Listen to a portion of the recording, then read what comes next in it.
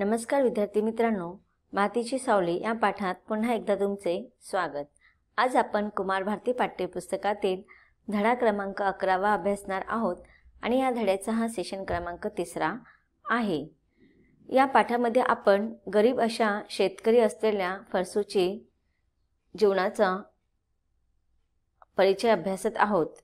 तो आता वृद्ध झालेला आहे आणि त्याची पत्नी सुद्धा त्याला सोडून गेलेली आहे। मुलाने त्याची शेतीची जागेच्या बदल्यात एक छानपैकी बंगला बांधून तिथे आपला जीवन व्यतीत करत आहेत। तर त्या आपल्या भूतकाळातील जीवनातील काही प्रसंग आठवून फरसू फार दुःखी होत आहे, व्याकुळ होत आहे। त्याचंच अप्रतिम असं हृदयाला द्रवित करणारं वर्णन लेखकाने ह्या पाठामध्ये केलेलं आहे। आता या पाठातील पुढील परिच्छेदाद्वारे फरसूचा आपल्या मातीविषयी असलेल्या जिव्हाळा प्रेम याचं वर्णन आपण प्रत्यक्ष पाठाच्या परिच्छेदामधून जाणून घेऊया। लेखक म्हणत आहेत की तिघही मुकट जेवत होते। ही खानावळ फरसूच्या घशातून घास उतरू देत नव्हती। रोजचे हे मुके घास त्याच्या डोळ्यात आसू आणत होते। पूर्वी जुन्या घराच्या त्या अंधाऱ्या पडवीत जेवण व्हायची। मनूची आई प्रार्थना करायची, आमचे बापा तू स्वर्गात आहेस, आणि पुढे जे काय असेल ते। तर आता इथे बघा, आत्ताचं वर्णन लेखक करत आहेत की घरामध्ये नवीन अशा बंगल्यामध्ये फरसू, त्याचा मुलगा मनू आणि त्याची पत्नी असे तिघजण मुकाट जेवण करत आहेत। म्हणजेच मुकाट्याने शांत बसून एकमेकांबरोबर न बोलता ते जेवण करते। ज्या प्रकारे आपण एखाद्या परक्या ठिकाणी खानावळीमध्ये जेवायला जातो आणि तिथे ज्या पद्धतीचं जेवण असतं, ज्या पद्धतीचं वातावरण असतं, तसं जर आपल्या स्वतःच्या घरामधील वातावरण असेल तर ते वातावरण नक्कीच कुणाला आवडणार नाही। मग अशा या वातावरणामध्ये फरसूच्या घशातून घास खाली उतरायचं नाही आणि ते मुके घास घेत असताना त्याच्या डोळ्यातून सतत अश्रूंची धार चालू असायची। आणि मग त्यावेळेस त्याला त्याच्या जुन्या जीवनातील काही प्रसंग आठवायचे की त्याच्या जुन्या घरामध्ये, ते घर कसंही असू दे, मातीचं असू दे, पडकं असू दे, पण त्या घराच्या अंधाऱ्या पडवीत जेवणं व्हायची। म्हणजे उजेड नसायचा, लाईट नसायच्या, पण त्या अंधारे पडवीत जेवत असताना सुद्धा मनूच्या आईच म्हणजेच फरसूची पत्नी जेवणाआधी छानपैकी एक प्रार्थना म्हणायची, श्लोक म्हणायची। आपल्याला सुद्धा सवय असते की नाही, जेवणाआधी आपण वदनी कवळ घेताना मग घ्या श्रीची हरीचे असे श्लोक बोलून आपण जेवणाची सुरुवात करतो। आणि ही जी काही परंपरा आहे, आपल्याला जे काही संस्कार दिलेले आहेत ते आपल्या पूर्वजांपासून आलेले संस्कार असतात आणि ते पुढे आपण नेण्याचं काम आपलं असतं। तर अशा रीतीने जेवताना जर आपण ह्या पूर्ण ब्रह्माचं आठवण केलं तर आपल्याला जे काही ताटामध्ये वाढलेलं अन्न असतं ते आपण देवाला अर्पण करून जर आपण जेवलं तर ते आपल्याला सहज त्या आपल्या पोटातील अग्नीला शांत करतं आणि ते पचायला सुद्धा हलकं जातं। तर अशा रीतीने फरसूला आठवत आहे की जुन्या घरामध्ये पडक्या अंधाऱ्या पडवीमध्ये सगळे जेवायला बसायची। मनूची आई जेवणाच्या सुरुवातीला मस्तपैकी प्रार्थना बोलायची। एक सुरात सगळ्यांची प्रार्थना झाल्यानंतर जेवण चालू व्हायचं। मनूच्या आईची टकळी चालायची। टकळी म्हणजे इकडच्या तिकडच्या गप्पा। मनू तर जेवता जेवता उठून नीना सिबलशी मस्ती करायचा। आता लहान मुलं बघा, आता मनू मोठा झालेला आहे, पण जेव्हा तो लहान होता तर जेवता जेवता उठायचा, त्याच्या बहिणींबरोबर मस्ती करायचा आणि मग त्यांची ती जेवणं चालायची। तासभर जायचा जेवणाच्या गडबडीत। मग हे जेवणाचा जो कालावधी असायचा तेव्हा सगळे कुटुंबातील लोक एकत्र यायचे, छानपैकी गप्पा व्हायच्या, भावंडांची मस्ती असायची, दंगामस्ती चालू असायची आणि जवळजवळ तासभर हे जेवण चालायचं। मन रीती व्हायची, घासागणिक पोटात माया उतरायची। मन रीती व्हायची म्हणजे मनात जे काही सगळ्या गोष्टी असायच्या, जे काही मन भरलेलं असायचं गप्पा गोष्टीने किंवा सुखाने दुःखाने, त्या सगळ्या गोष्टी आपण म्हणजे ते कुटुंबातील व्यक्ती लोक सगळे एकत्र बसायचे आणि मग त्यावेळेस त्यांच्या जीवनातील सगळ्या गप्पा त्या मारायच्या, सुखाच्या गप्पा, दुःखांच्या गोष्टी, भविष्यातील पुढेच्या स्वप्नांच्या गप्पा। ह्यामुळे सगळं कसं मन असं मोकळं होऊन जायचं आणि प्रत्येक घासागणित त्या अन्नाच्या प्रत्येक घासाबरोबर आपल्या पोटामध्ये त्या अन्नरूपी माया जायची। आता तुम्हाला माहीत असेल की अन्न शिजवताना किंवा आपण जो घास ज्या पद्धतीने खात असतो त्या प्रकारे आपली पचनक्रिया होत असते। असं म्हटलं जातं की अन्न शिजवताना ते स्वच्छ मनाने, चांगल्या मनाने जर शिजवलं तर खाणाऱ्यांना सुद्धा त्या अन्नातील सत्वगुण मिळतात। जर स्वयंपाक करत असताना आपण रागारागाने, द्वेषाने स्वयंपाक केला तर त्याच्यामध्ये त्या प्रकारचंच त्या अन्नाचं स्वरूप तयार होतं. म्हणून म्हटलं जातं की अन्न शिजवताना ते नामस्मरण करून किंवा चांगल्या भावनेने करावं, म्हणजे जेणेकरून ते पौष्टिक होतं, सत्व त्याच्यात चांगले सत्व निर्माण होतात आणि ते जे घरातील कुटुंबातील लोक खातात त्यांना ते चांगले सात्विक असं आहार खायला मिळतं. मग इथे फरसूला ह्या सगळ्या जुन्या गोष्टी आठवत आहेत. जेवण तरी काय असायचं? एखादी भाजी, कधी डाळ, सुके बोंबील, भात आणि तांदळाच्या रोट्या, असंच काहीतरी. मग आता बघा इथे तो वर्णन करत आहे की तो एक आपल्याला सुरुवातीपासूनच ह्या पाठाच्या सुरुवातीपासूनच हे जाणवलेलं आहे की तो शेतकरी आहे. फरसू हा शेतकरी आणि तर केवळ त्याच्याकडे फक्त 1.5 एकर जमीन आहे, म्हणजे काय तो जास्त श्रीमंत पण नाही आहे, असं सर्वसामान्य गोरगरीब असा शेतकरी आहे. आणि ह्या गोरगरीब शेतकऱ्याच्या रोजच्या कौटुंबिक वातावरणाचं वर्णन करताना तो म्हणतो की जेवणामध्ये साधं चटणी भाकर किंवा साधं जेवण असायचं, पण ते जेवण जेवत असताना त्या घरातील वातावरणामुळे ते जेवणाचा जो आनंद होता तो अजून दुप्पट व्हायचा. पण आता घरामध्ये केवळ 3च माणसं आहेत आणि ते पण मुकाटपणे जेवण करत आहेत. ते घास घेताना ह्या सगळ्या गोष्टी त्याला आठवत असतात, त्याच्या जीवनातील जुन्या आठवणी.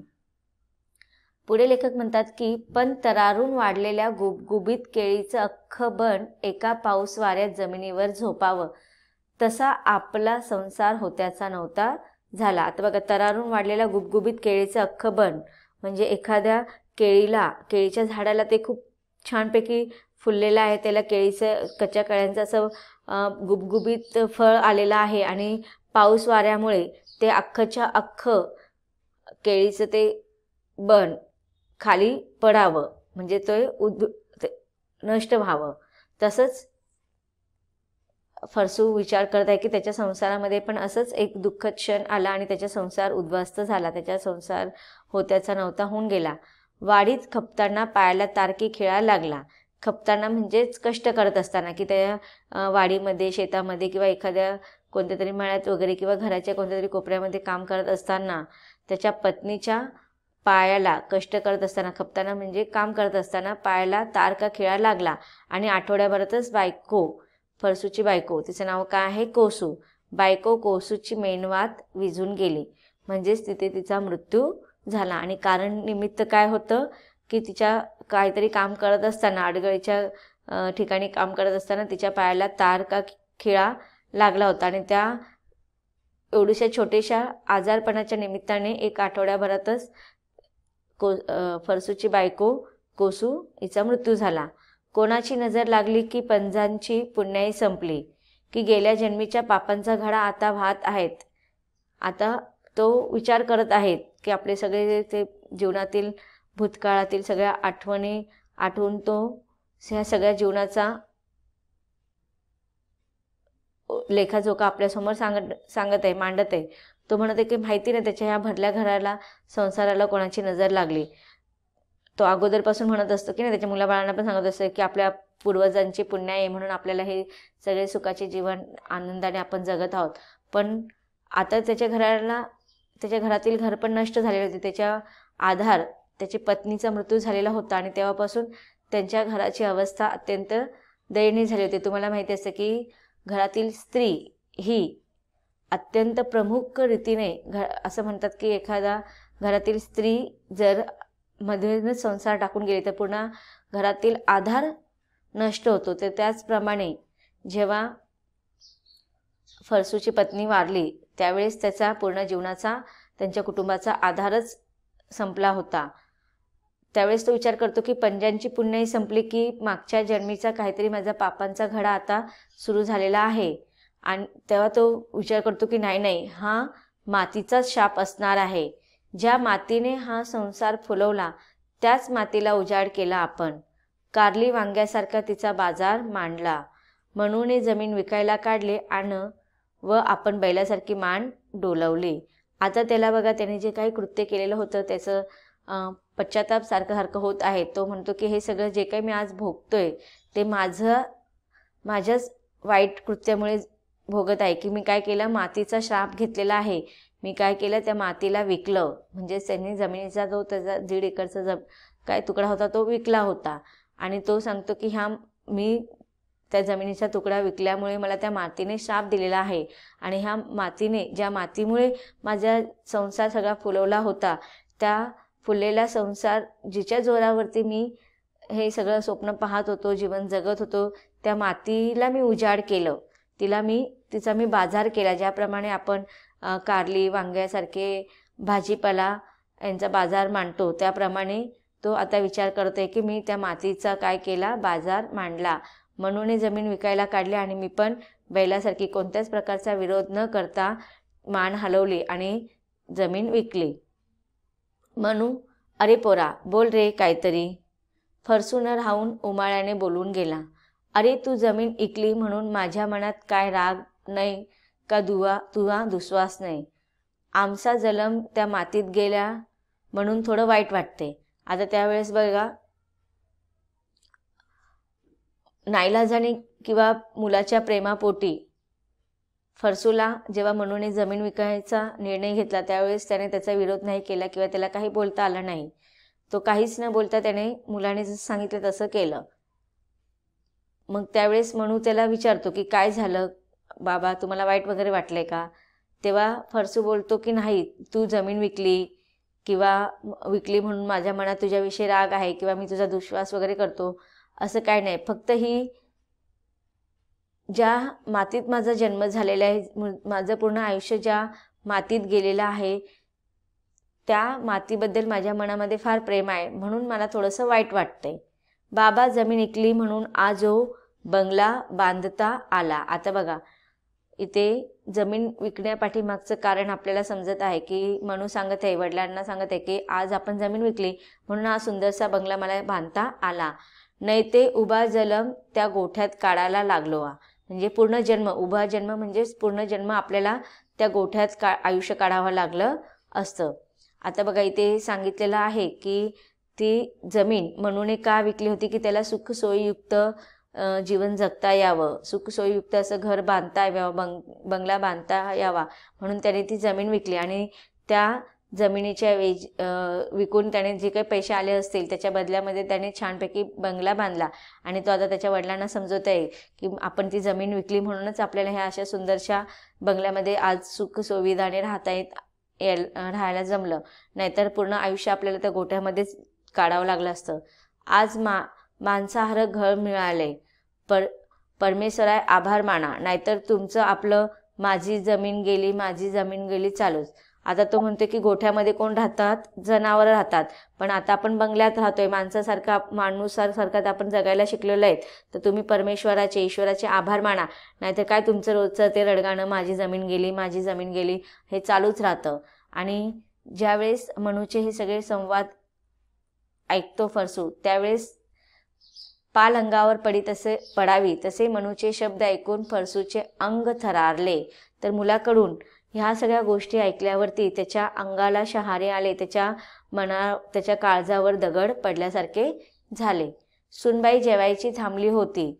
मनूच्या चेहऱ्यावर घर बांधल्याचा अभिमान काठोकाठ पसरला होता. फरसूला पोटात खड्डा पडल्यासारखं झालं. पुढ्यातली बशी सरकवून तो उठला. सुनबाई जेवू लागली, मनूही जेवू लागला. तर आता बघा, एकीकडे मुलं आजकाल आईवडिलांच्या मनांचा जरासुद्धा विचार करत नाही. त्यांनी दिवस रात्र जे काही कष्टाने त्यांचं जीवन उभारलेलं असतं त्या जीवनाबद्दल त्यांना अजिबात डोकावून बघण्याची परत इच्छा नसते. उलट आहे त्याच्यामध्ये त्यांना समाधानी मानायच्या ऐवजी ते अजून अपेक्षा करत असतात. आणि वडिलांनी त्यांच्या जमिनीचं सारखं रडगाणं गाऊ नये म्हणून इथे तो त्याला मनूसारखे फरसूला बडबड करत असतो. आणि जेव्हा हे सगळं ऐकतो त्याच्या थोडं मनाला ते लागतं. नंतर वर्णन केलं की सुनबाई जेवायची थांबली होती. मग मनू आणि सुनबाई दोघं जेवायला एकत्र बसतात वगैरे. आणि मनूच्या चेहऱ्यावरती मात्र एकीकडे वडिलांना आपण बोलल्यामुळे त्यांच्या मनावरती आघात झाले असतील, शब्दांमुळे त्यांचं मन काळी सुटलं असेल याचा विचार न करता त्याच्या चेहऱ्यावरती मात्र आपण बंगला बांधल्याचा अभिमान पूर्णतः दिसत होता. फरसू खांदे पाडून मान खाली घालून अंगणात आला. बिल्डरने मनूला सुंदर आटोपशीर बंगला बांधून दिला. त्याच्यासमोरच त्याची भली मोठी इमारत आकाराला येत होती. तर आता मनूने जी काही 1.5 एकर जमीन विकली होती ती कोणाला विकलेली होती, बिल्डरला विकली होती आणि त्या बिल्डरने त्या जमिनीच्या बदल्यामध्ये मनूला एक सुंदर असा आटोपशीर असा बंगला बांधून दिला होता आणि त्या जमिनीच्या जागेवरती आता भली मोठी अशी इमारत बांधकाम सुरू होतं. तर विद्यार्थी मित्रांनो, आताच्या ह्या परिच्छेदामध्ये आपण अभ्यासलं की फरसू त्याच्या गतकाळातील आठवणींना उजाळा देत त्या आठवणींमध्ये रममाण झालेला आहे आणि आपण जे काही जमीन विकलेले आहे ह्याचा पश्चाताप त्याला होत आहे की आपण आपल्या मातीला विकून आपल्या आईलाच विकल्याचं दोष त्याच्या लागलेला आहे. आणि हा आज काय आपण आपल्या फुललेल्या संसाराला जो काही विघ्न निर्माण झालेला आहे तो मातीचाच शाप आहे असं तो विचार करत बसलेला आहे. एकीकडे तो मातीला विकल्याचं म्हणजे जमिनीला विकल्याचं दुःख त्याला कुठे ना कुठे सलत आहे, तर दुसरीकडे मनूला त्याच्या बदल्यामध्ये सुंदर बंगल्यामध्ये आपण राहतो आहे याचा अभिमान वाटत आहे. पुढे फरसूच्या जीवनामध्ये अजून काय काय वर्णन, आपल्याला बरेच काही वर्णन शिकायचं आहे, परंतु त्याचा अभ्यास आपण पाठाच्या पुढील भागात अभ्यासणार आहोत. धन्यवाद.